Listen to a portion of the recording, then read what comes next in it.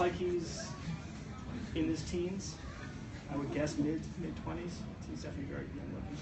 Okay, so I was having this conversation at the end of the last meetup with somebody talking about, I don't know how we got on the topic, but basically it's very confusing when you first start using Elixir, the variety of directives that are present in Elixir.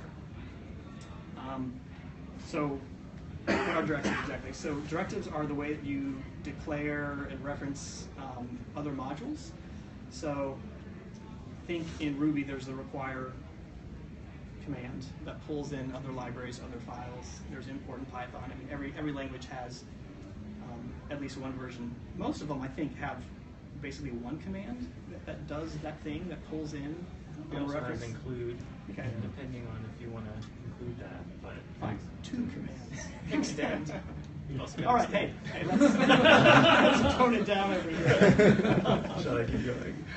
It's not 4. It's not 4. There may There's be gotta be a other fourth. ways, but I, either with how frequently these ones in Elixir are used, or their naming, or something about them, I'm always confused with when to use which ones. Okay, it seems like you see them all for the very much the same use case, and it's not very clear when to use what, to me. So I actually kind of wrote up some of my gripes and put in a little draft blog post and dropped it into the Elixir Laying IRC channel. Actually, I tweeted about it first, and Chris McCord, who did Phoenix, engaged a little bit. We had a little back and forth, and it was clear that Twitter is not a great medium for such conversations. So I wrote up some thoughts more and dropped them into IRC, and they were actually really cool and gave me some feedback on why things were and whether they think it's a problem or not too. The summary from those conversations is that there are reasons that there are 4 of these directives that do kind of similar things, and they agree that's probably confusing to new people, but it would take a lot of effort to kind of unwind what's already in place. So I don't think you'll see anything change in the future, but I thought in the meantime, I would do my best to make sure everybody else is not as confused as I was /am. All right, so what are Elixir's directives? There's 4. There's alias, there's import, there's require, and there's use. Use might not technically be a directive, but it's very closely tied to the purpose of these other directives, so I'm just going to use the term and include it in here, which is the 4. So let's walk through each one individually and see what they do. Alias is what you use to reference a module shorthand.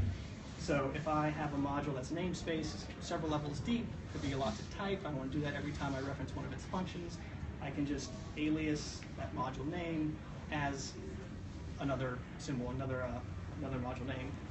Alias foobar in a bar, and now I can just reference it as bar. Pretty simple.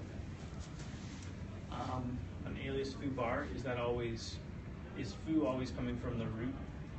In other words, do I have to worry about existing nesting? So Like if I'm in like a.b. If I'm on a.b and there's a foo.bar nested inside of that, It's not relevant. Is it relative or is it always from the root? I don't know. You say It's it's not always from the relative. root. It's always just directly. It has to be explicitly From the root. specified. From the root. Okay. From the root. So making this even more useful, because Yeah. you can't rely on your peers, your siblings, sharing the same namespace. Okay, so alias references the module shorthand. All right, imports. So it is used to easily access functions or macros in other modules. Okay, and you can import all or some of the functions or macros. So you say import list, I only want the function duplicate of arity2, so the duplicate function that takes 2 arguments. Only want that. And now, in wherever you've included that, you can reference that function without the module name at all. Okay. So that import is for quickly accessing functions. So we go from modules to functions. Again, they're very similar, you think, but they're distinct. All right. Kind of seems like it's just a special form of alias to me, but it is its own thing. Require. So require is used to make sure the module is available and compiled. Okay, so you require foo, now you know you can use foo. And this seems just like what you wanted for alias, right? When would I reference something that I didn't want to make sure was there? That's my thinking. But this is used a lot for macros, and they need to be present at compile time. Okay? Whereas before, when you did alias, you're referencing a module that may not have been loaded yet, right? So that way, if you have a circular dependency, that's fine. It will still load up, and it will resolve. So alias is how you soft reference other modules and make them referenceable in your current context. Require is what you have to do for macros to make them compiled and reference. So it's usually specifically used in the context of macros, getting access to macros, making sure they're available at compile time. And I'm assuming you'll throw out an error if you have a circular requirement. Yes. And you'll also get an error if you reference, you get a not found or whatever the exception is, if you reference a macro and you haven't used require. For instance, will you get an error if you require something that doesn't have macros in it? No. And there's no way to cheat the system and alias foo as something else or whatever. Like it would fail. Right. You didn't require. Yes. So it's so require is much more rigid. Right. The thing has to be there at a certain time, which is compile time, not just run time. Okay. And of course, there's one more. So use. Use is it's a callback that lets whatever's being used attach code to the current context.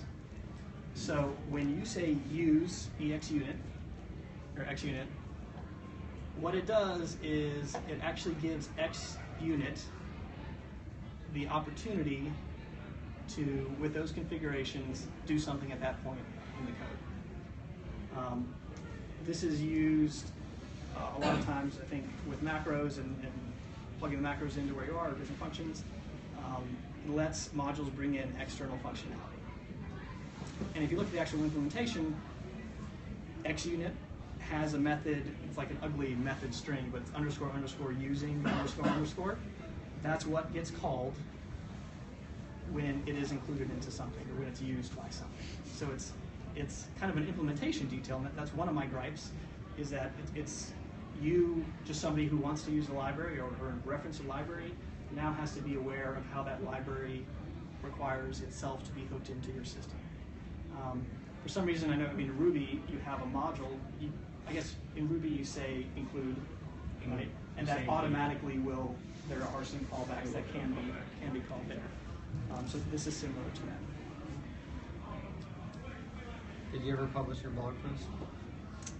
I did, and there's a link to it a little bit. So the thing about use is use automatically requires a module. Require, the thing that does compile, makes a reference, and makes it available at compile time. Use is the same as saying require the thing and invoke the using callback. In the current context. In the current context. So let's summarize. Alias you used, you want to conveniently reference modules, module names. Import when you want to reference functions of those modules in your current context. Require is what you use to make sure all your macros are available and compiled. And use, sometimes you need to use to give your modules the opportunity to hook into your code at that point. All of these are lexically scoped, which means they do their work within whatever scope it's in right there. So if it's at the module level, it'll be module wide. If it's within a specific function and you do alias, that alias only applies for the scope of that function. Okay? So my biggest beef, I think, is that all these directives seem to be implementation specific, like they're specific to how whatever that thing was implemented, and not to me as a user. I just want to reference and use a thing. I don't really want to know how it's been implemented. That's not really relevant, at least my understanding of Elixir to me, but perhaps it is. So that was some of my beef. And I just don't think you should have to think about those things as a user. But you can imagine that if this is the system you've been working with for several years, there are now dependencies in libraries that rely on use to do a certain thing and rely on require to be called to do this certain thing. So it's hard to unwind the current state of affairs given what they are, but they were confusing to me. So, yeah, these slides, I'll post them up somewhere, but the Elixir laying site, the docs for directives are, they're pretty thorough. So I would definitely read those and brush up on that. I linked to the IRC discussion that Jose, Chris, and we all had. I kind of walked through some of the more details and some of the history there, put that in line too, and then some mailing list discussion, and then a blog post about what I was proposing. So in my mind, all of those things could be condensed, all of those functions could be condensed into a single directive in an ideal world, but we don't live in that world, so this is the world we have. Still good though, still Elixir-y. Still feels good. So I hope that helps. Do you have any tips for when things explode, how to figure out which one of those you're supposed to pick? So when things explode, what to pick? Well, the compiler will tell you a lot of times, hey, this is a macro required. You need to require it first, or things like that, or you need to use the macro first. So a lot of times it's just you see the exception and it's pretty obvious what needs to be done. There's probably like an Emacs incantation you could make that'll just like spin through the different directives. Yep.